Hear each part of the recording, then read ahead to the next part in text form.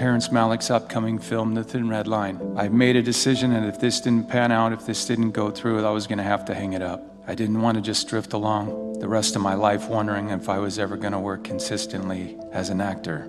I believe in my heart that the next 10 minutes changed my life forever.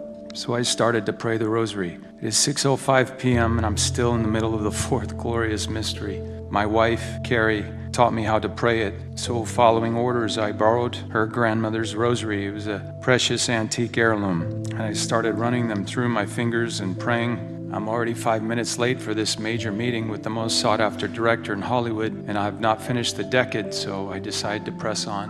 When I finally finished the Hail Holy Queen, it is 6:10 p.m. I jump out of the car, dash up to the house, but I realized I got rosary beads in my hand.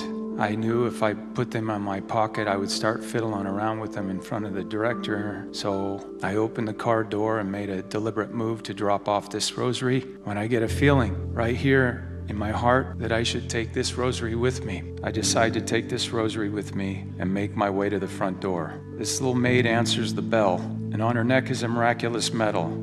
So I say, "Oh, you're a Catholic?" She says, "No, I'm not. I'm Episcopalian. Come on in." So this maid takes me in and she shows me the house. It's a beautiful Spanish hacienda. And as we're admiring the ceiling while the woman is in mid-sentence, I get this sensation in my chest again, but stronger than I had ever experienced. And without thinking, I reach for the rosary in my pocket and I interrupt her and I say, "This is for you, ma'am." She's now startled. She said, "Why did you do that?" Tears are now welling up in her eyes. I say, "I don't know." She says, "Oh my God." She said, "The woman that gave me this miraculous medal, the Virgin Mary, also gave me a rosary that she got from Mother Teresa, but I lost it.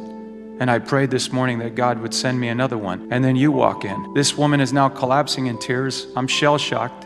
There's a rosary in between us, and in walks the director, Terrence Malick. When he started with "Honey, what's wrong?" it occurs to me, this ain't the maid. This is Mrs. Terrence Malick, his wife. When I got home, I told my wife, "Honey, I've got some good news, and I got some bad news. The good news is I may get the Thin Red Line. The bad news is Granny's rosary is gone." That rosary and I believe that the intercession of Our Lady led to the first major role of my career in the Thin Red Line. Then inexplicably, I get a call from Mel Gibson.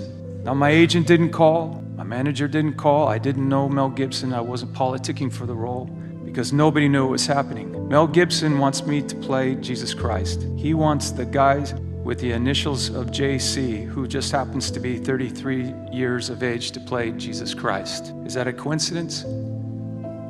I don't think so either. Back in 1996,